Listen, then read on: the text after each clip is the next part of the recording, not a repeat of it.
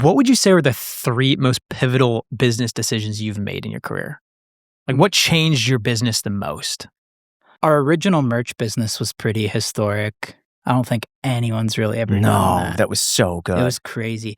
But that was a blessing in disguise, was because we just became the underdogs. So I think to answer that was just being authentic, probably. That was number one, was we started in that prank era where I don't know if you remember. You remember how many pranksters there were? Oh, I used to watch them all. I love them Yeah, too. Vitaly, dude. Vitaly. Yeah. Shout out Vitaly. Roman. Shout out Vitaly. If you want to come on the jail. podcast, we want you on the Dude, podcast. we Same as love Fuzi. Vitaly. He's out of Yeah, Vitaly's out of Fuzi. jail too. Yeah. Roman Atwood. Roman Atwood. Oh my gosh. Who else was there? Yeah, Roman Atwood. So many people. But there was that typical prank format where it's just like intro, prank, outro. And we were kind of following that. And then when we kind of just started being ourselves, being more authentic, like drinking in videos, like just making jokes that we would make off camera, being ourselves, that's when people really related to us. It was that and the pranks, the perfect harmony. And through that authenticity, I guess that's what f***ed us a little bit, because YouTube demonetized us. Right? Did you guys know that? I remember your Google video. The Google video. I watched it as soon as you posted it because I was big into pranks. That's how I got into YouTube, was watching prank videos. Yeah. So that does that. I mean, anytime you mess with your boss, it's not a good idea, right? So we pretty much mess with our boss. We got demonetized. Yeah, we had to private all our videos. Yeah, I remember because we were that. on 2 strikes. So we thought they were going to delete our channel. So we just privated all our videos. Explain this Google video for anyone who hasn't seen it. So yeah, we got big off doing fake employee pranks. So I've had many jobs. I've pretty much worked at every single business throughout doing pranks. Target, Walmart, Apple. Apple's McDonald's. a legendary, McDonald's. Yeah. So we put on the uniforms and then we go in and we mess with the customers and the employees. So we decided to do a Google one. A fan hit us up and said he had like a badge for Google. And we're like, this is too good, like an office prank. So we got the badge and we snuck in. And then we pretended to like work at Google and we were messing with people in the cubicles. And then, Google did not like it. They did not like it. Did they reach out to you? Did anyone? No, and they say didn't like, reach hey, out. What an MCN? Yes. Yeah, so we were with an MCN. They dropped us, obviously, because they were probably, and then, no, but Google didn't reach out. I think they just gave us a strike. Okay. But we were sitting on 2, 3 strikes, your channel's dead.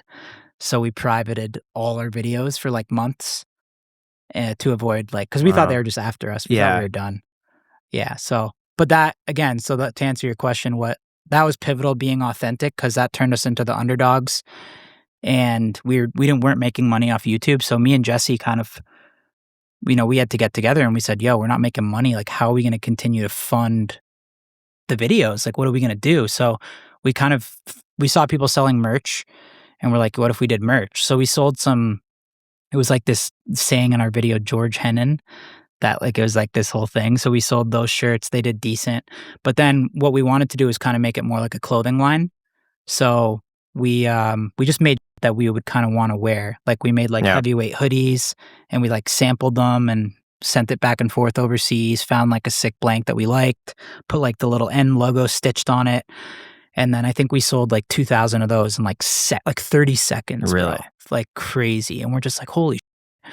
And at that time, now we have sponsors and we have Prize Picks, we got MoonPay. But at that time, we were looking directly into the camera, being completely honest with our fans and saying guys, we don't make money off YouTube. The only revenue source we have is merch. So it became this connection with our fan base that was you guys are funding these videos through buying merch. There was literally no other revenue source. How much money were you making on YouTube at the time? When we got demonetized? Yeah. I think, what was your income? So we started back in the day, we would make $5K a month, and then that stopped. And then we're making zero, completely zero. We had I'm talking one revenue source. How many subscribers did you have at the time? Millions. How did you live? Well, we were making merch money. Yeah. So you immediately pivoted to merch. It was a bit of a transition. Okay. I think we we were also working at the time too. I was working at a golf course for 5 years. So I would work at the golf course, save up as much money as I could. Jesse was working at, I think, a chicken wing, or restaurant or something like that. Yeah. And we'd go to LA, and we didn't have visas because we're both Canadians. So we'd stay for a bit, go back home, work, save up again, go back and forth. We did that for years. And then, merch started taking off. And our biggest merch drop was in Europe. We had just filmed a wine tour video, and yeah, we had 300,000 people on our website at one time. Isn't that when the website crashed? Yeah, it would crash sometimes and stuff too. Yeah, it would always like crash. But bro, we would get addicted and it was so fun. It was always like merch drop day.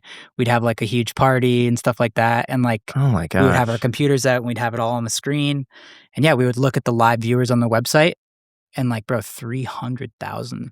Like Shopify was telling us like, yo, you guys are like second to Kylie Jenner. And like that dropped to 33 million in gross. How come you were able to do that and so many other people just fail? Dude, I think NELK is something that comes around like once in like a decade, or like it's just what we had was special. It really was. I don't even think we realized what it was at the time. Like to be able to get 300,000 people on an e-commerce website, like that's unheard of. Now, why do you say that's what we had? Because isn't NELK still going? Yeah, we're still going. Still posting. I just think that, I mean, like I said, that was our only revenue source, right? Yeah. So I think fans were supporting us in that specific venture for that reason too, is because that was our only way of making money. Like I could have been on a lie detector test and like I'm looking at the camera and I'm telling the fans like, you guys are making this possible. Yeah. Like there was no side money coming in. There was no prize picks. There was no roulette. This was it. It was us and our fans. They were funding it, and we were traveling all over the world, making videos, uploading them, shooting, editing, and uploading every single week. And then, but you're also young, like we're younger than, I was probably like 24, 25. That's crazy, dude, to pull those like numbers. We're younger. And then, I think money f***s everything up, bro. I think a little bit. You get more comfortable. Not just me, everyone. Yeah. Like you could ask any one of us, and it's just like, I mean, we're young and hungry back then a little bit too, right? And you're on a mission. You're young. You're not thinking. Yeah. Like people are more down to like people are sharing beds. We're taking, you know what I'm saying? Try getting everyone in a van now, and we're flying private. Yeah. It's just money shit up. No, is it the money though, or is that just getting older and just having that I think it's experience? both. I think it's both. Yeah, getting older for sure. Like, like our Europe trip. That's some of my favorite NELK days too. Like fans will tell me, like, bro, the old NELK is like so good, and I'm like, dude, I agree. Like, it's such a great era. At what point did money start getting in the way?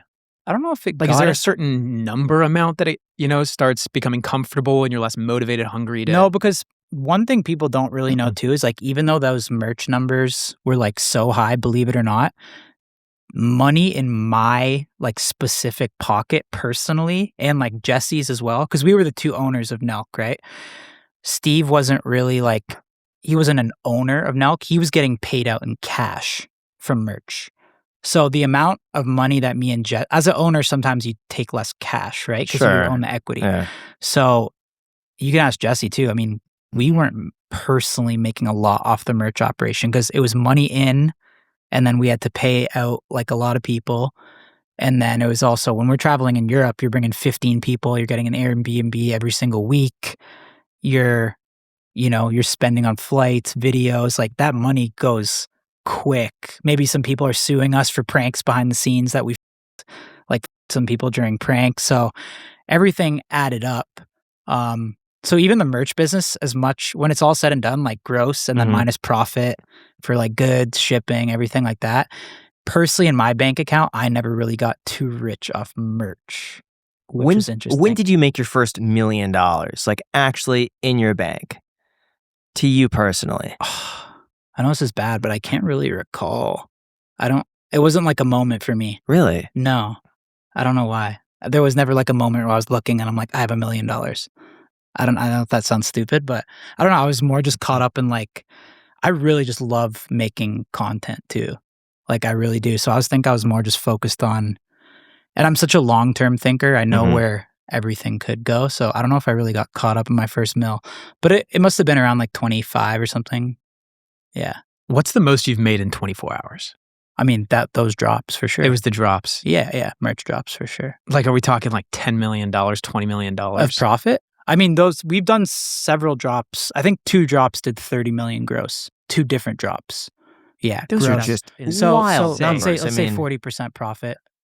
Those are 40% wild numbers. profit, like on directly, like gross minus expenses of clothing, and then no payroll expenses yet. Don't factor in that. Okay. Don't factor in that, and don't factor in traveling expenses and any other that comes with filming. No. Yeah. What are you doing with the money? Are you investing it? Yeah. Are you putting it aside? Like, I got a a business manager that I just talk to a lot and communicate with, and he just diversifies like my portfolio and stuff like that.